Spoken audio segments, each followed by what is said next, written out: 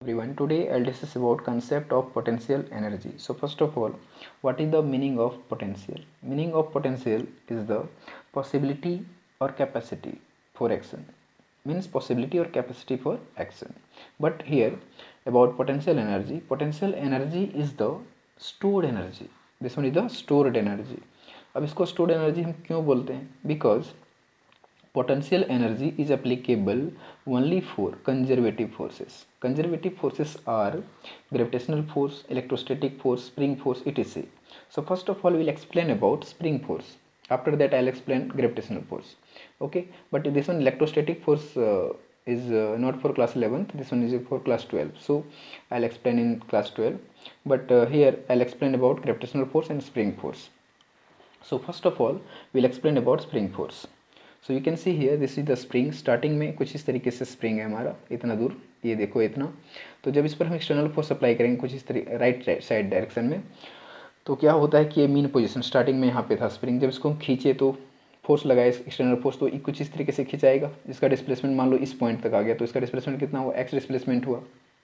मतलब फोर्स लग रहा है और डिस्प्लेसमेंट भी हो रहा है, तो 100% हम यहाँ पे क्या कर रहे हैं? वर्क कर रहे हैं इस पर. ठीक है, बट कंडीशन यहाँ पे ये है कि स्प्रिंग के अपोजिट डायरेक्शन में भी एक फोर्स लग रहा है. अपोजिट डायरेक्शन मतलब स्प्रिंग जो है वो अपने सिचुएशन को, मतलब अपने जो उसका साइज है, शेप है, वो अपने शेप को फिर से रिगेन करना चाह रहा है. उसके लिए एक फोर्स लगा रहा है. उस फोर्स को बोलते हैं spring force. And that one spring force is directly proportional to the displacement. ये चीज़ है कि जितना ज़्यादा डिस्प्लेसमेंट होगा उतना ही ज़्यादा स्प्रिंग अपने ऊपर फोर्स लगाएगा उसको रिगेन करने के लिए. तो हम जितना ज़्यादा एक्सटर्नल फोर्स लगाएंगे उसके अपोजिट उतना ही फोर्स लगाता है वो. तो यहाँ पे देखो ना, दोनों एक दूसरे के अपोजिट हो रहा है. मतलब क्या चीज़ है कि यदि मैं इधर 10 न्यूटन लगा रहा हूँ तो स्प्रिंग भी हम पर कितना लगाएगा? 10 न्यूटन लगाएगा फोर्स. मतलब इस स्प्रिंग अपने तरफ इसको फिर से अपने सिचुएशन में लाने के लिए 10 न्यूटन लगेगा. मतलब यहाँ पे क्या तुमको दिख रहा है कि 10 न्यूटन राइट साइड लग रहा है तो 10 न्यूटन लेफ्ट साइड भी लग रहा है. तो नेट फोर्स क्या मिला? जीरो. नेट फोर्स जीरो का मतलब ही हो गया कंजर्व है यहाँ पे force. Force is totally conserved. तुम रबर बैंड को लो, रबर बैंड को भी खींचते हो तो रबर बैंड में देखते हो कि रबर बैंड को कहीं पे हम इस तरीके से फिक्स कर दें और इधर से पकड़ के खींचें कुछ इस तरीके से, तो रबर जो है सो अपने पोजीशन में आने के लिए फोर्स लगाता है अपने तरफ. मतलब उसको रबर फोर्स बोलेंगे, जिस तरीके से स्प्रिंग फोर्स हो रहा है. तो वहाँ पे क्या होता है ना कि हम जितना एक्सटर्नल फोर्स पर अप्लाई कर रहे हैं उतना ही फोर्स वो अपने अपने पोजीशन को लाने में, वापस लाने में फोर्स अपने तरफ लगाता है, उसके अपोजिट डायरेक्शन में लगाता है. जिसके कारण वहाँ पे हमारा नेट फोर्स क्या मिलता है? जीरो. नेट फोर्स मतलब कांस्टेंट, मतलब सॉरी कंजर्व.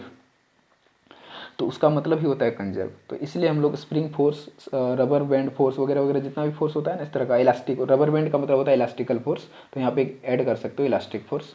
तो इलास्टिकल फोर्स भी जो होता है ये सब जो है सो सब आपका तुम्हारा कंजर्वेटिव फोर्स में आएगा. और वही सब फोर्स के लिए जो अपने सिचुएशन को, अपने लोकेशन को वापस ला सके, मतलब अपने पोजीशन पे वापस आ जाए, उस टाइप के फोर्स के लिए ही सिर्फ पोटेंशियल एनर्जी एप्लीकेबल है. अदरवाइज दूसरे कंडीशन में वो अप्लीकेबल नहीं है. ठीक है, जैसे हम बात करें, जैसे हॉरिजॉन्टल, यहाँ पे एक बॉल है जो कुछ इस तरीके से सरफेस पे मूव कर रहा है, तो इस पॉइंट से इस पॉइंट तक आ गया. जब फोर्स इस पर अप्लाई की तो इधर इस पॉइंट से इस पॉइंट तक आ गया.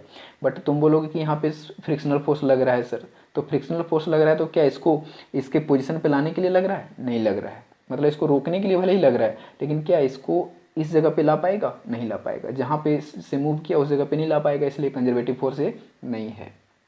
बट स्प्रिंग में क्या हो रहा है कि जिस पोजीशन पे है उस पोजीशन पे वो आ जाएगा. ठीक है, तो ये कंडीशन. रबर बैंड भी है तो वो अपने सिचुएशन में फिर वापस आ जाएगा. बलून को यदि हम कंप्रेस करें तो वो भी अपने सिचुएशन में आ जाएगा. मतलब कुल मिला करके इलास्टिक फोर्स, स्प्रिंग फोर्स है ना. और ग्रेविटेशनल फोर्स की बात करें तो एक ऑब्जेक्ट को तुम ऊपर ले जाओ, वहाँ से छोड़ दो तो मतलब यहाँ से ऊपर ले गए, इसको वर्क लगाए इस पर, मतलब इस पर वर्क किए, फिर वो ऑब्जेक्ट जो है नीचे तो आएगा ही. तो अपना सिचुएशन को तो मेंटेन कर ही ले रहा है, अपना लोकेशन को मेंटेन कर ले रहा है.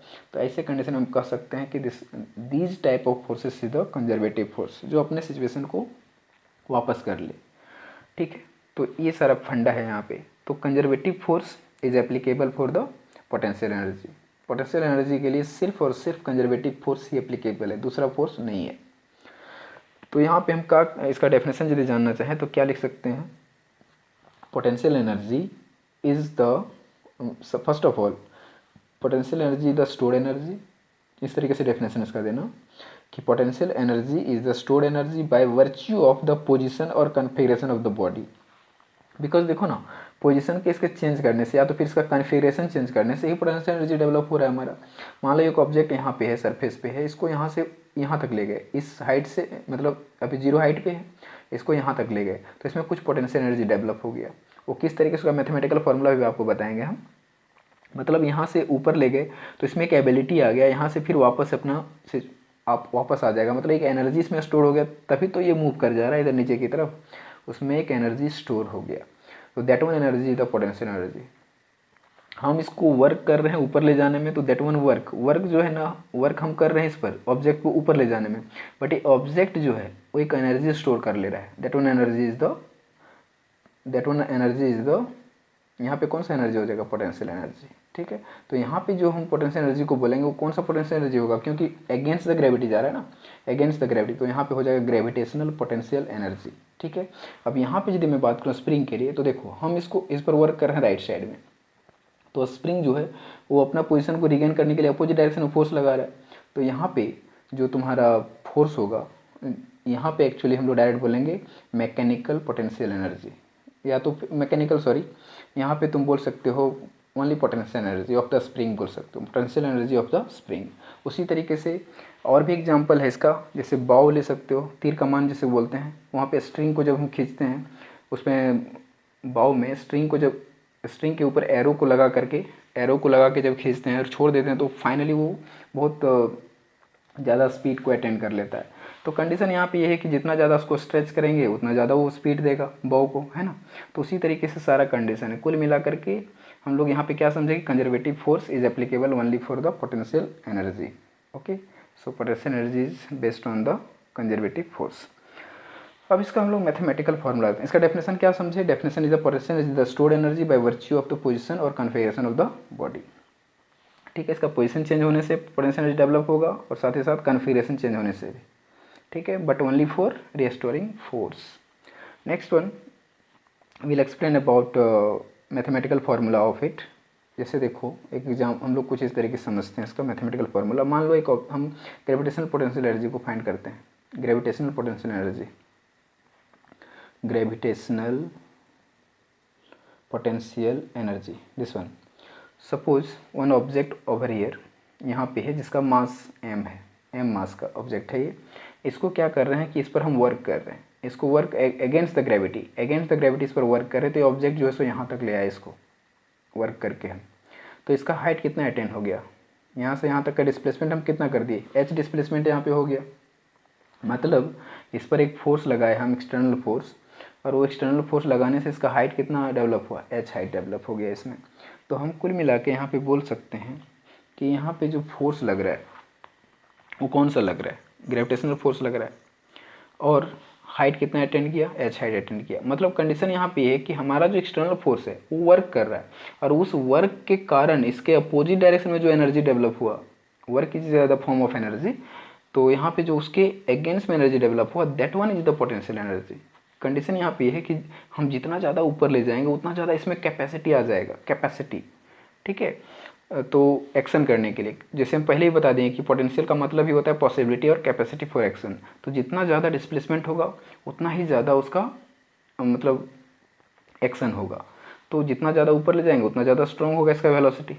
तो उसको हम लोग यहाँ पे समझने के लिए सबसे पहले हम यहाँ पे देख सकते हैं कि इधर फोर्स जो है सो नीचे की तरफ लग रहा है, वो क्या लग रहा है, mg, मास इंटू एक्सेलरेशन, वही तो होता है, मास इंटू एक्सेलरेशन, एक्सेलरेशन की जगह जी पुट होगा।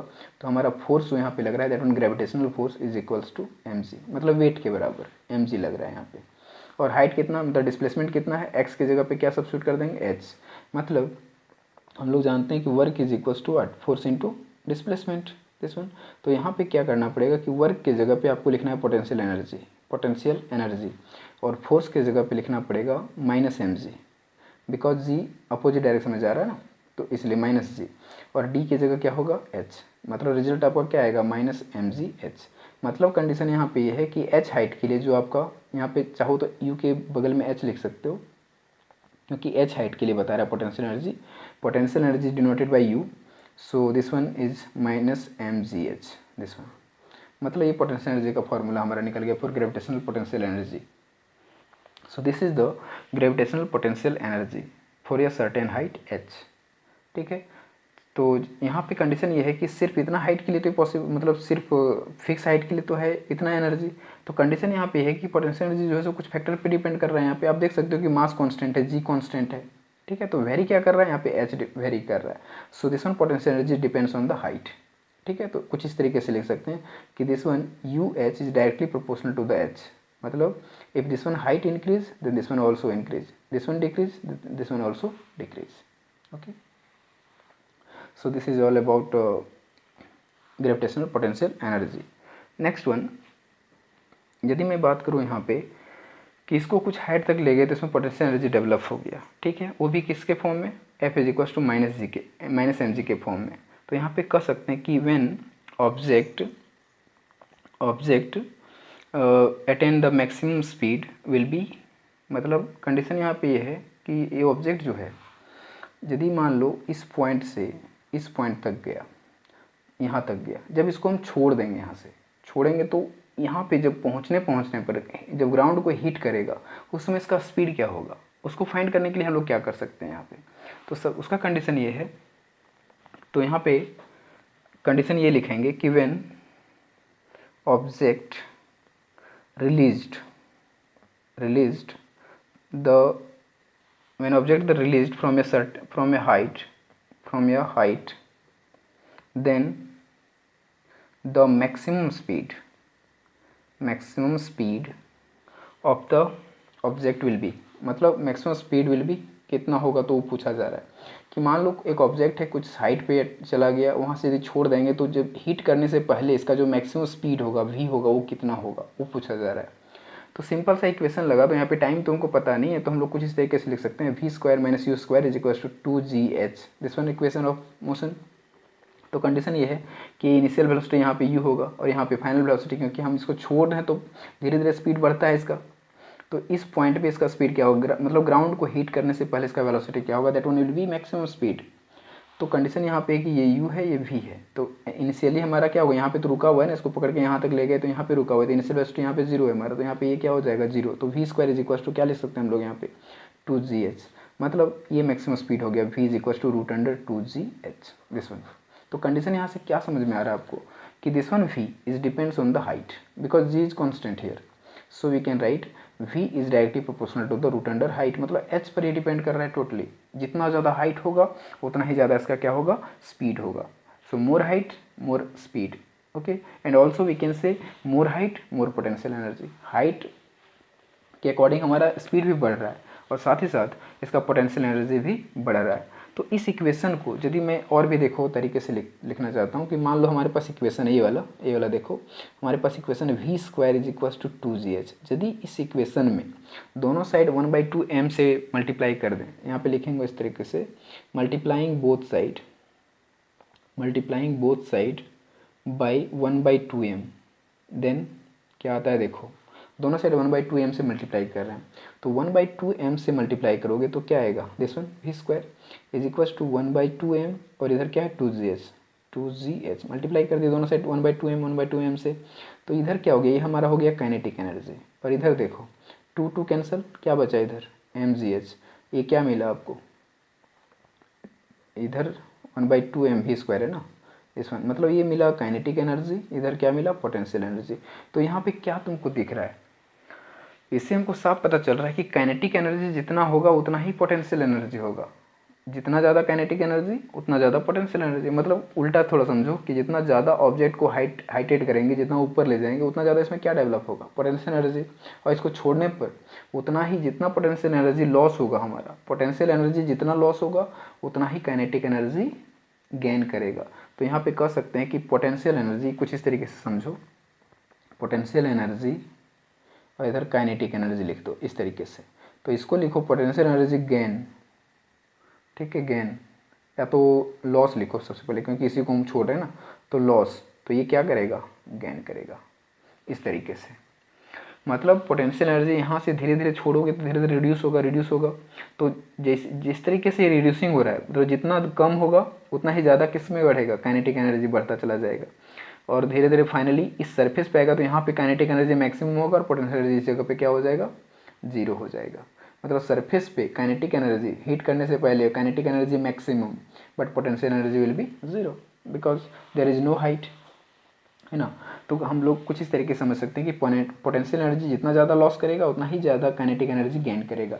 तो यहाँ से हमको क्या समझ में आ रहा है कि kinetic energy and potential energy both are, मतलब यहाँ पे जो भी एनर्जी हमारा है कंजर्व्ड है। पोटेंशियल किस में ट्रांसफर हो रहा है, काइनेटिक में ट्रांसफर हो रहा है, इसलिए कह सकते हैं कि यहाँ पे एनर्जी जो है हमारा वो क्या है, कंजर्व्ड है। So here energy is conserved. Okay, तो इतना चीज़ देखे तो हमको क्या समझ में आया। यहाँ पे देखें कि potential energy is depends on the height, है ना, कन्फिग्रेशन, फिर हाइट। तो इस ग्रेविटेशनल पोटेंशियल एनर्जी के अकॉर्डिंग हम यदि देखना चाहें तो यहाँ पे देख रहे हैं कि ये किस पे डिपेंड कर रहा है, एच पे डिपेंड कर रहा है। लेकिन वही चीज़ यदि मैं स्प्रिंग के लिए बात करता कि एक स्प्रिंग है, तो ये मान लो यहाँ पे मीन पोजीशन था, तो इसका ये एक्स, तो यहाँ पे पोटेंशियल एनर्जी जो होगा वो किस पर डिपेंड करेगा, ये जो पोटेंशियल एनर्जी होगा यहाँ पे वो डिपेंड करेगा एक्स पे, क्योंकि डिस्प्लेसमेंट पे डिपेंड करेगा। दिस डिस्प्लेसमेंट मतलब यहाँ पे mg(x) लिखना पड़ेगा इसके लिए पोटेंशियल एनर्जी, क्योंकि जहाँ पे h होना चाहिए था वहाँ पे क्या है, x है, तो ये x पे डिपेंड करेगा। कुछ इस तरीके से लिख सकते हैं। तो क्या यदि हम इसको डिफरेंशियल फॉर्म में लिखना चाहें तो डिफरेंशियल फॉर्म में देखो किस तरीके से लिखेंगे हम लोग। यदि इसको तुम डिफरेंशियल फॉर्म में लिखना चाहो तो डिफरेंशियल फॉर्म में लिख सकते हो for spring only, for spring and also gravitation, मतलब उसके ग्रेविटेशनल के लिए भी लिख सकते हैं, बट यहाँ पे हम जो लिखते हैं सबसे पहले फॉर स्प्रिंग।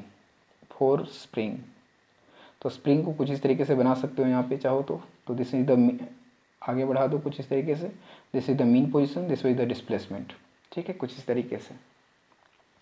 तो यहाँ पे जो पोटेंशियल एनर्जी हमारा डेवलप होगा, तो सबसे पहले यहाँ पे कुछ इस तरीके से समझते हैं हम लोग कि इस पर एक फोर्स लगेगा इधर, मतलब स्प्रिंग फोर्स। तो यहाँ पे जो फोर्स लग रहा है ना, कुछ इस तरीके से लिख सकते हैं कि force is equals to this one potential energy divide by dx। क्यों इस तरीके से लिख ले उसको समझो कि potential change of potential energy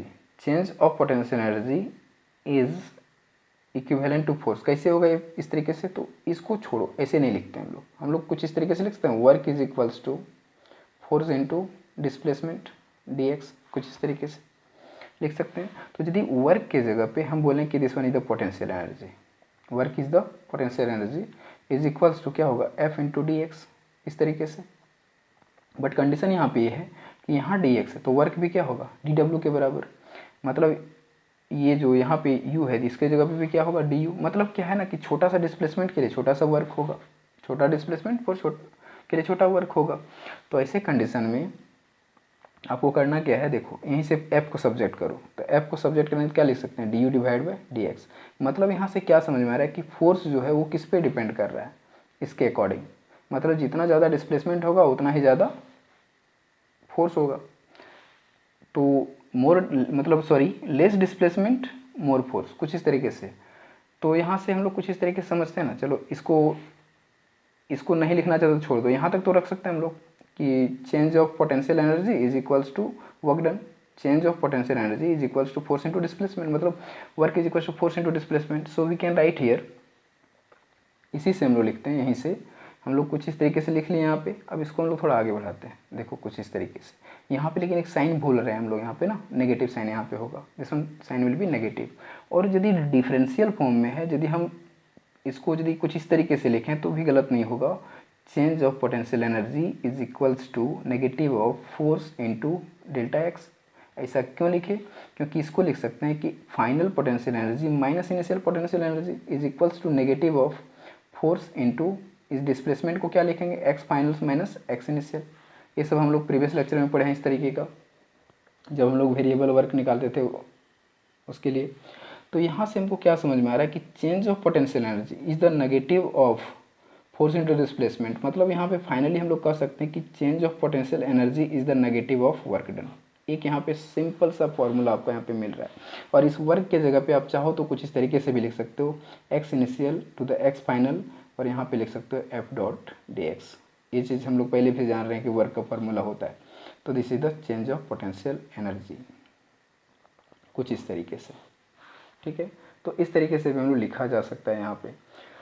तो एक्चुअल में तुम इस पूरे कंसेप्ट में आपको सिर्फ माइंड में इतना रखना है कि पोटेंशियल एनर्जी जो है सो डिपेंड करता है कन्फिग्रेशन ऑफ द बॉडी और पोजीशन ऑफ द बॉडी। तो यहाँ पे हम लोग फार्मूला जो सीखे वो सीखे कि पोटेंशियल एनर्जी का फार्मूला होता है mgh फर्स्ट ऑफ ऑल, और यदि किसी ऑब्जेक्ट का change of potential energy find करना चाहते हो तो वो होता है नेगेटिव ऑफ वर्क डन के बराबर, नेगेटिव ऑफ वर्क डन के बराबर। बिकॉज हम जानते हैं कि पोटेंशियल एनर्जी हमारा नेगेटिव में ही हमेशा आता है। किस में आता है? नेगेटिव में आता है। तो यहाँ पे देख सकते हो आप कि हम लोग जो यहाँ पे कुछ इस तरीके से कैलकुलेट किए, इसको जो चीज़ हम यहाँ पे बताए आपको कि change of potential energy is equal to negative of work done, वो किस तरीके से बताए उसको भी समझो।